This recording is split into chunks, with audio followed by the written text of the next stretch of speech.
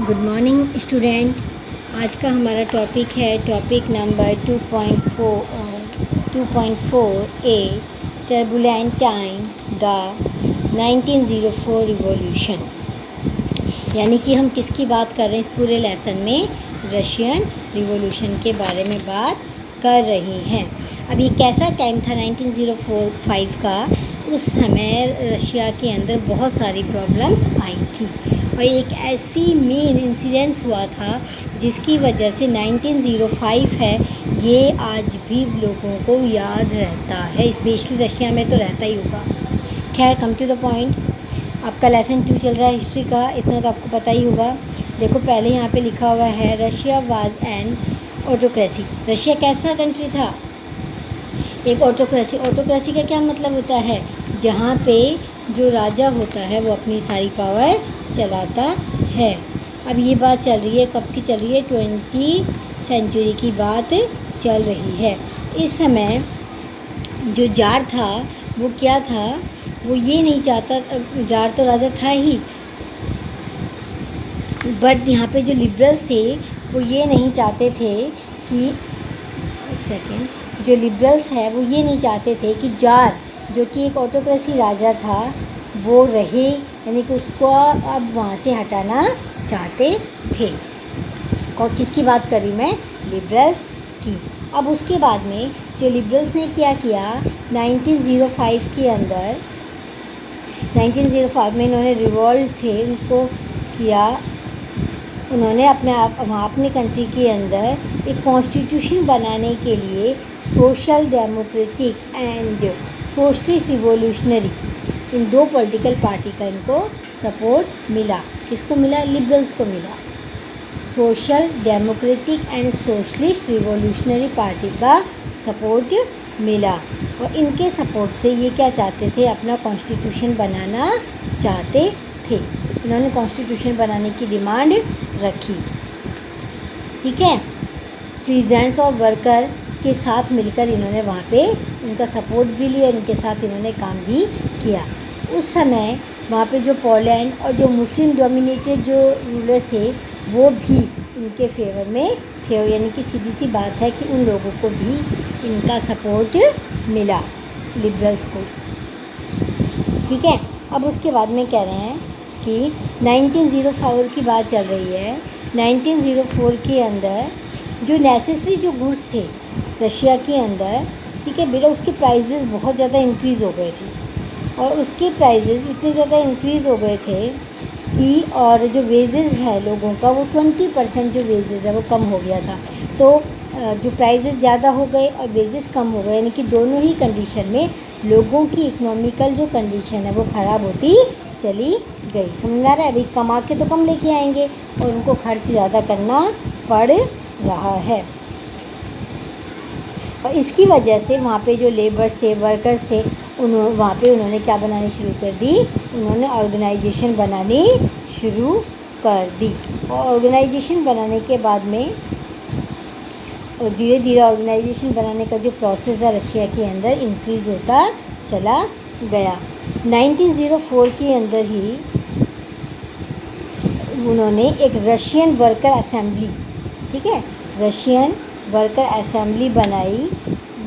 उस असेंबली के जो 4 मेंबर्स थे उस मेंबर को वहाँ के रशिया के रूलर्स ने क्या कर दिया था? हटा दिया था और उस हटाने की वजह से, उसको जॉब से निकालने की वजह से वहाँ के जो लेबर्स थे वो डिसअपॉइंटेड हुए और डिसअपॉइंटेड होकर उन्होंने क्या किया? वहाँ पे रिवॉल्यूशन करना शुरू कर दिया।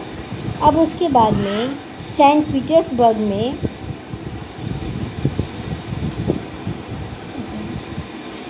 उन्होंने वहाँ पे उनको हटा दिया, जिसकी वजह से ये सारे लोग कहाँ गए?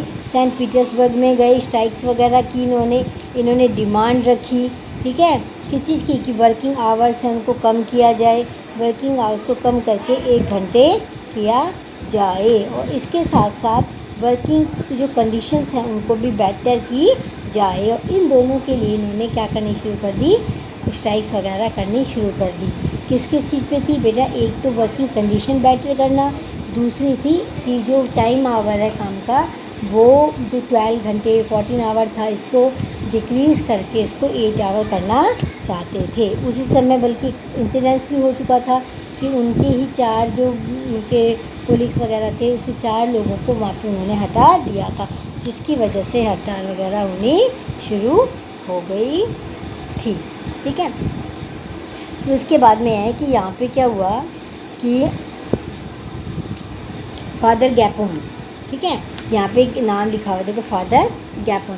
फादर गैपोन की लीडरशिप के अंदर इन्होंने क्या किया, लेबर्स का एक ग्रुप बनाया और वो सारा जो ग्रुप है सेंट पीटर्सबर्ग पे वहाँ पे अटैक करने के लिए गया। उस वहाँ पर इन सब लोगों ने अपनी डिमांड रखने के लिए ये लोग वहाँ पर पहुँचे थे, लेकिन वहाँ पर जो जार था उसने क्या किया, मार्शल लॉ लगा दी, यानी कि जो भी आए उसको मारा जाए।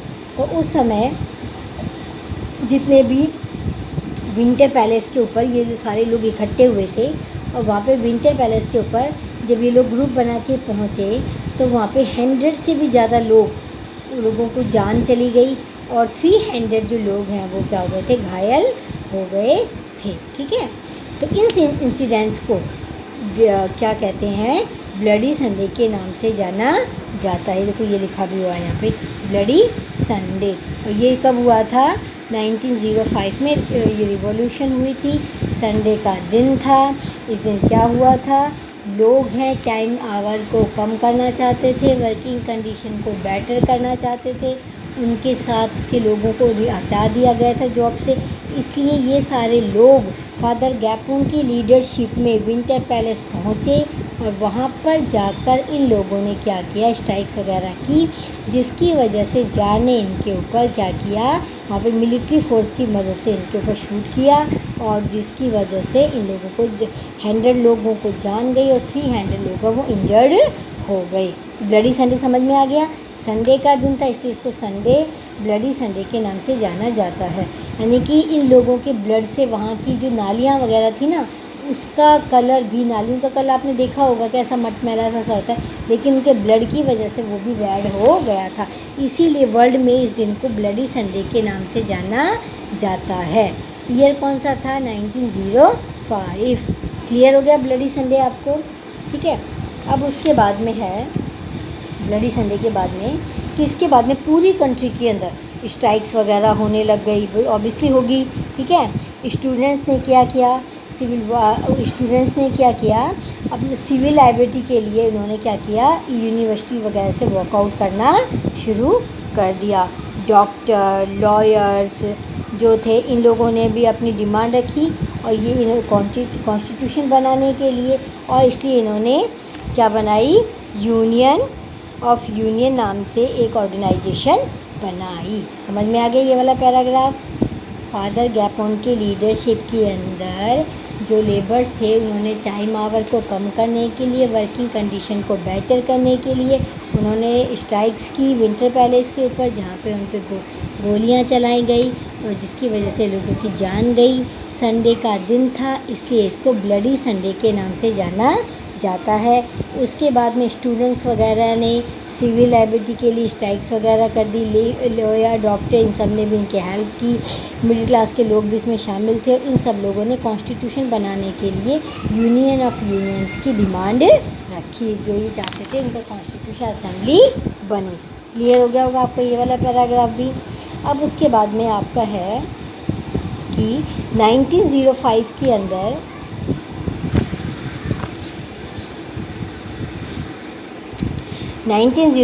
अंदर ही यहाँ पर क्या हुआ था कि रिवॉल्यूशन से जो जार है उसने अलाउड कर दिया, किस चीज़ को अलाउड कर दिया बेटा, अपनी खुद की पार्लियामेंट बनाने के लिए 1905 के अंदर जार ने अलाउड कर दिया।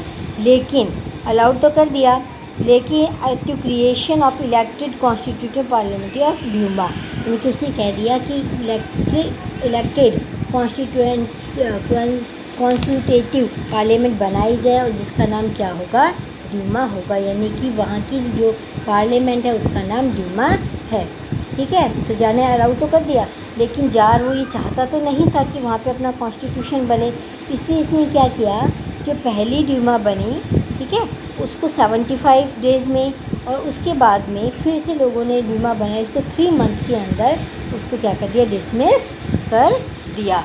और उसके बाद में इसने क्या किया, इसको लगा कि लोग तो इसकी बात मानेंगे नहीं, इसलिए इसने क्या किया, उसके बाद में फिर से इन्होंने ड्यूमा बनाई, तीसरी बार बनाई। और जिस ड्यूमा के अंदर इसने क्या किया, कंजर्वेटिव ग्रुप्स को इम्पोर्टेंस दी, इन्वॉल्व कर लिया।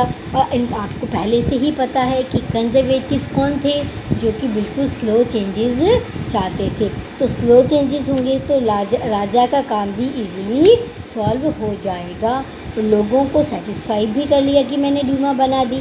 तो इस प्रकार से राजा ने क्या किया, पहली बार तो 75 डेज़ में, दूसरी बार जो ड्यूमा बनाई उसे 3 मंथ में डिफ्यूज़ कर दिया, ठीक है। लेकिन बाद में उसको लगा कि नहीं, ऐसा मैं नहीं कर सकता, मुझे तो बनानी पड़ेगी। तो उसने क्या किया, वोटिंग के अंदर जो रेडिकल्स और लिबरल्स को तो दूर रखा, और केवल जो कंजर्वेटिव्स लोग थे उनको ही इसने वहाँ पे क्या दिया, जगह दी। और जो कंजर्वेटिव थे वो स्लो चेंजेस चाहते थे, इससे राजा का काम भी इजीली हो जाएगा, ठीक है। आई होप आपको ये टॉपिक समझ में आया होगा। मैं वापस इसको रिकॉल कर देती हूँ। 1905 के अंदर जो उन्होंने एक एसोसिएशन बनाई थी, सोशल डेमोक्रेटिक, इसके अंदर ब्लडी संडे भी हुआ था, ठीक है। मुस्लिम ऑर्गेनाइजेशन वगैरह सब इनके फेवर में थे। फादर गैपोन की लीडरशिप में ब्लडी संडे हुआ था, स्टूडेंट्स ने स्ट्राइक्स वगैरह कर दी थी, ठीक है। और इन्होंने बाद में ड्यूमा बनाने की डिमांड रखी, जिसमें लास्ट में राजा को झुकना पड़ा। और ड्यूमा के अंदर लिबरल्स और रेडिकल्स को अलग रखा गया और उसको कंजर्वेटिव्स को जगह मिली। Thank you.